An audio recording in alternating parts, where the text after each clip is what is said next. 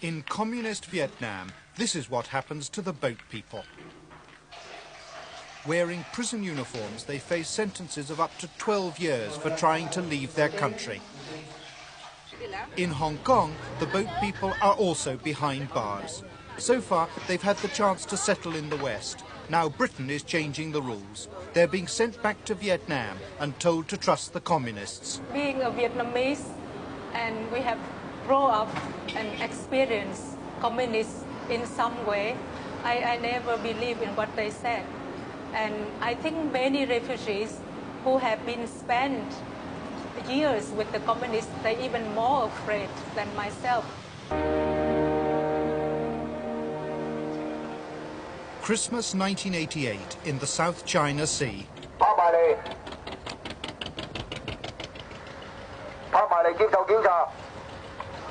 The Royal Hong Kong Police on one side, on the other a boat full of Vietnamese. Two worlds meet. One wears the rubber gloves, the other are those huddled masses yearning to breathe free. In the poet's phrase, the wretched refuse of a teeming shore. For the Hong Kong police, another interception among hundreds accomplished this year. He can speak You want to stay in Hong Kong? We want to stay in Hong Kong for short time, and then go to other country. So you want to stay in Hong Kong? So you want to stay in Hong Kong just now? Now you see this notice? See this notice here, right? Do you understand this? Yeah, understand. Do you want to go in this vessel? Yes. Or do you want to go in a different way? The notice is quite clear. New arrivals no longer enjoy the status of refugees, but they opt all the same for British protection. The only real alternative is the deep blue sea. These boat people gave up everything to reach Hong Kong. Now another anguished process begins. In more sense than one, they've burnt their boats. You have no chance to get your boat back. You understand? I understand. But law all the rubbish, only the valuable property. Like it or not, they will now be subject to British authority for the foreseeable future. There were 66 people on this river barge. It took them 16 days to sail from North Vietnam. Their possessions were pitiful. In the past, all this was endured for the chance of freedom in the West. But now Britain, still in charge of Hong Kong, has changed the rules. These 66, intercepted this morning, now join 10,000 Vietnamese already caught up by the new policy.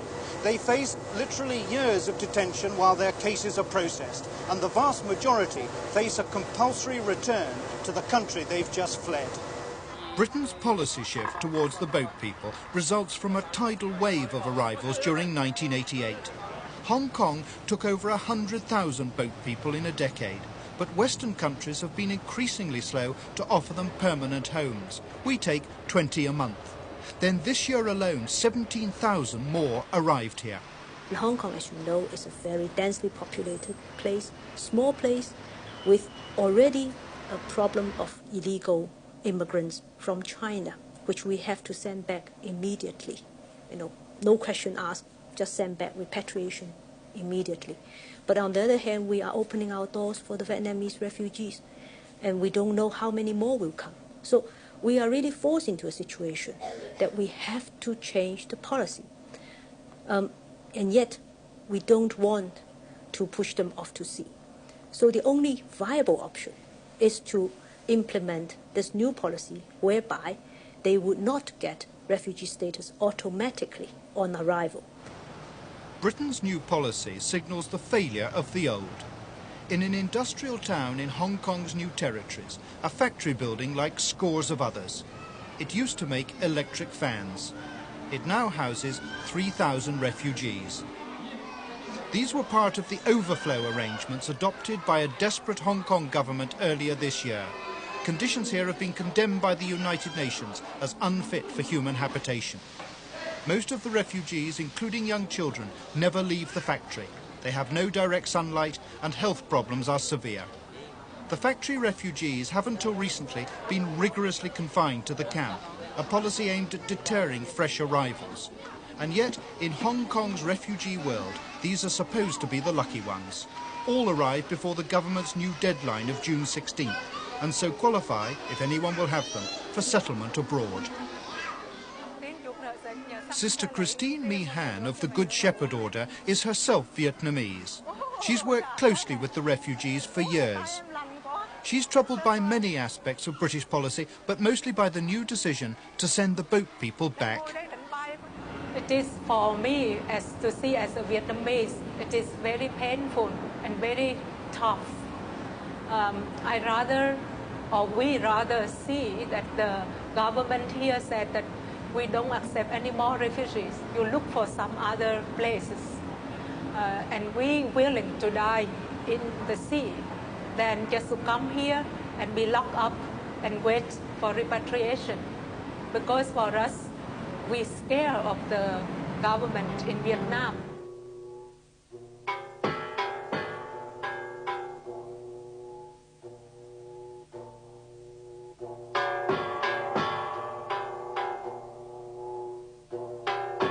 These are the unlucky ones. They arrived after the June deadline, and very few will qualify as refugees. They're economic migrants. They're not refugees. Now, refugee is defined as having a well-founded fear of persecution.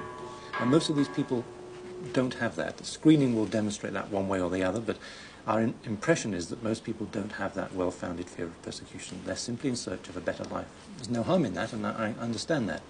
But Hong Kong is not the place to provide it. Erskine is a former army camp in Hong Kong. It's one of 4 major detention centres housing the 10,000 boat people who have arrived since the deadline. Officials say that only a tiny proportion of them will qualify as genuine refugees. The rest will have to go back to Vietnam. Hong Kong has simply run out of patience with the boat people. In the meantime, they wait for that tiny chance that government screening will admit them after all. They may wait for years, and the odds are less than 1 in 10.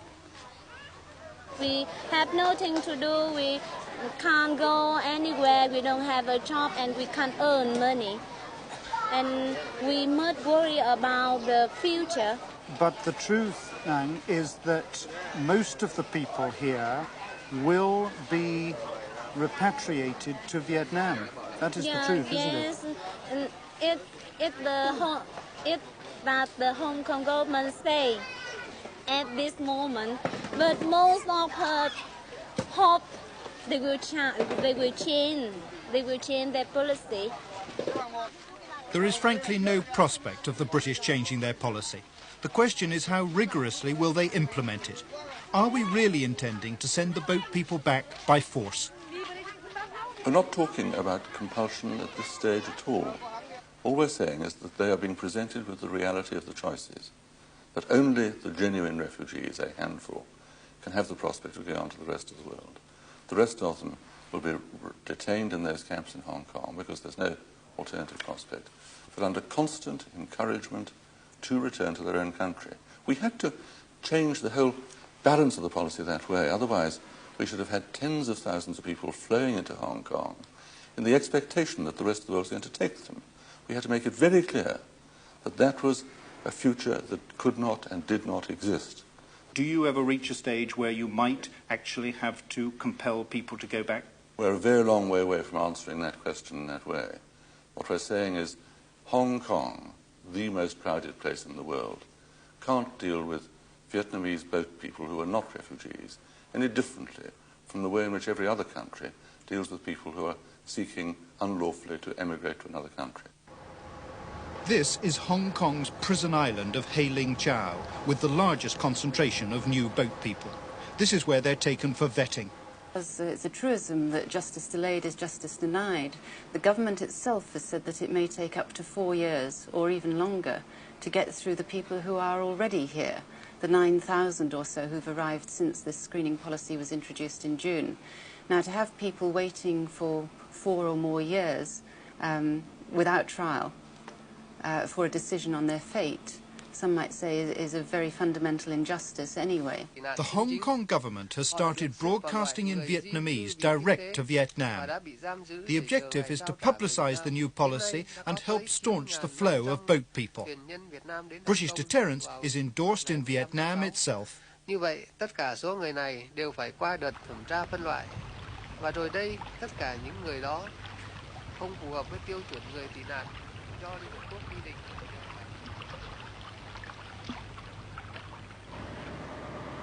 A naval patrol off North Vietnam's spectacular coastline. There's no external enemy in view. The purpose is to keep people in. The only way a Vietnamese can legally leave the country for good is through the so-called orderly departure program. But it's accounted for only a fraction of those who have wanted to go. This turned out to be an innocent fishing trip, but it's been a busy year for this patrol. The officer commanding is quite clear about his task. Về vấn đề này thì trong toàn tỉnh, tất cả ở tỉnh Quảng Ninh, ở địa phương nào cũng tiến hành bắt, nhưng riêng phòng cảnh sát giao thông chúng tôi trong năm qua, chúng tôi đã bắt 7 vụ, trong đó 225 người đã xuất cảnh bất hợp pháp bằng con đường đường biển. No small naval force, however dutiful, could police Vietnam's 1,200-mile coastline. More than 1 million Vietnamese have slipped away into international waters in the past 13 years. The first major exodus of boat people to Hong Kong was from South Vietnam in 1979, 4 years after its fall to the Communists. They're still coming from the ports of Da Nang and Hue in the Old South. But this year, most of the 18,000 to reach Hong Kong came from Haiphong and Quang Ninh province in northern Vietnam, which have been under communist rule for a generation. Only now is Vietnam coming to terms with the meaning of this exodus. Over the years, Vietnam has developed a virtual refugee culture, a hemorrhaging of talent and manpower. People have boarded the frailest of boats. Thousands have been lost to storms and pirate attacks, all for the chance of a life in the West. With some already abroad, there's pressure on others to make the voyage, sometimes to reunite divided families. The northerners among them cannot realistically claim a fear of persecution. They flee other things, backwardness and poverty, economic mismanagement on a grand scale, and recent disastrous harvests. To establish a new generation in the wealthy West. They also flee a country burdened by its past.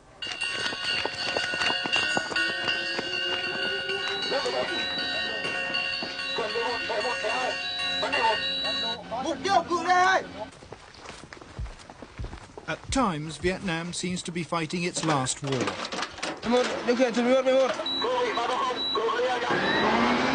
A practice drill for a SAM missile battery guarding the capital Hanoi against foreigners.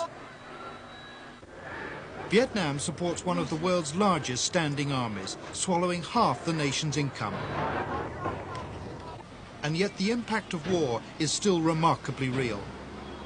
American bombing destroyed 2/3 of Vietnam's productive capacity, and most of it has never been restored. Along with post-war dreams of regional dominion has gone a prickly isolation. Only now, with political upheaval in the rest of the communist world, is Vietnam's outlook changing. There's glasnost here too, except they call it tu doi moi, new thinking. There's a new interest in better relations with the West. Vietnam urgently needs aid. 20 years after his death, Ho Chi Minh is still revered, still wears a halo, and yet Vietnam is slowly turning away from his legacy.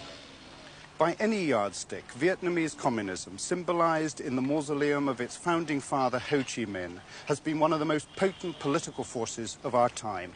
In 30 years of war, it brought defeat to France on the battlefield and inflicted terrible humiliation upon the United States. To secure those military achievements, Hanoi constructed one of the toughest, most uncompromising, least pitying government systems in the world. It's to that system that Britain now proposes to take the lead in sending back the boat people. 4, 1, 2, 3, 4, 5, 6, 7, 8, 2, A special prison in the northern coastal province of Quang Ninh, never before visited by foreigners. These prisoners have one thing in common. They were all caught trying to leave the country illegally.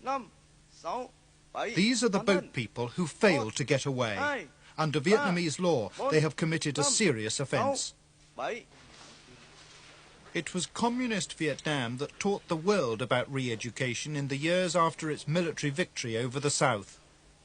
This morning's lesson is simply about prison camp rules. But re-education is a formal part of dealing with captured boat people. So what can Britain's boat people expect when they are sent back from Hong Kong? Some say they fear death. Others are terrified at the prospect of punishment. Still others are worried about more subtle forms of discrimination from local party officials. Vietnam's foreign minister is expansively reassuring. If they come back legally, they are not punished. Only if they are living illegally, they are punished. So it is very contradictory. But we must respect our agreement with the Hong Kong authorities. But no re-education program? No. Why? To what purpose? To discourage the people who are willing to come back? No. It is not our policy. The Vietnamese and British governments agreed in October that a start to repatriation from Hong Kong should be made by the end of the year. 450 boat people caught up by the new rules agreed to go voluntarily. Of those who originally agreed to go, 100 have already changed their minds. Thousands more simply do not accept Vietnamese assurances. We have spoken to many boat people, of course, in Hong Kong, and they say that they simply do not trust your government. Now, what is your response to that? Up to them. They can try. Because now there are about some 100 people who would like to be back. So if they would like to try, send first 50 or 30 or 1 dozen, then they can have a test for 3 years, then others will come back. For those who volunteer to return, Britain is going to fund a modest aid package to help them back into Vietnam's rural economy. The scheme will be organised by the United Nations High Commissioner for Refugees, who will also monitor the treatment of returning boat people. But this monitoring so far applies only to those few who have volunteered. The British policy of repatriation is still faced with the thousands who will not go willingly. Certainly volunteering in the communist world has its own connotations. When this irrigation ditch had to be dug deeper, the party called upon local people to volunteer. Unsurprisingly, the local people did. But pressure of this sort is supposed to be foreign to the Western way of doing things. So what happens to the thousands of boat people in Hong Kong who are certain to be declared illegal immigrants and thus liable to be sent back here? Britain may force them as a last resort, but then there may be no arrangements on the ground to guarantee their safety. The UN have told us that they can't support a forced return. Even the Vietnamese say they draw the line at compulsion.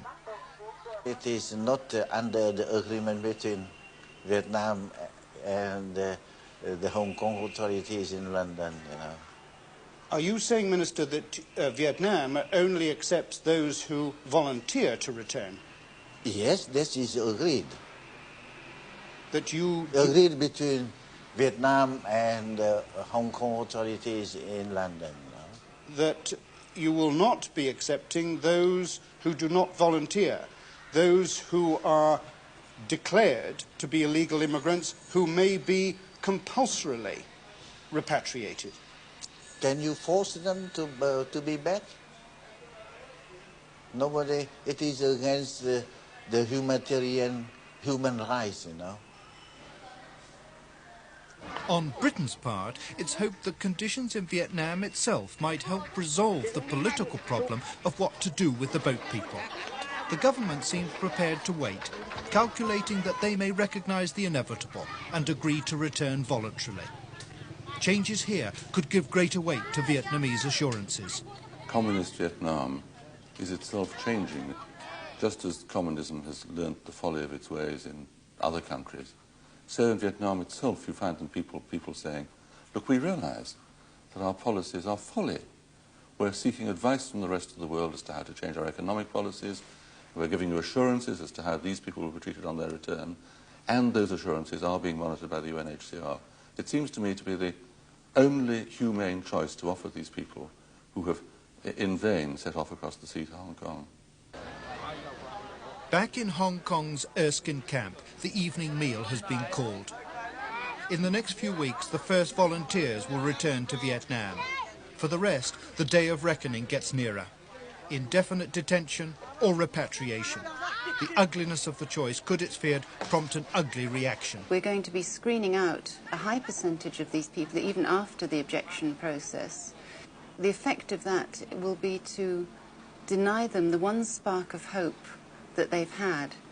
I think it's that one spark of hope which has made them very easy people to look after here.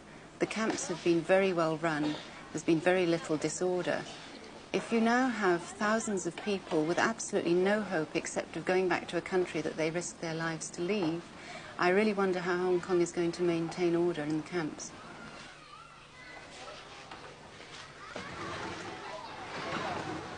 Out in Hong Kong waters, the Vietnamese river barge under police tow. Its former passengers are about to exchange life under communism for life in a British detention camp.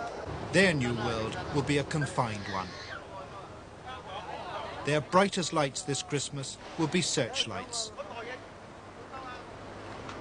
They're offloaded at Green Island Reception Centre. The welcoming party wear disposable gloves. Delousing, medical checks, registration. The poet spoke of sending the homeless, the tempest-tossed to me. But not here, not now, no longer.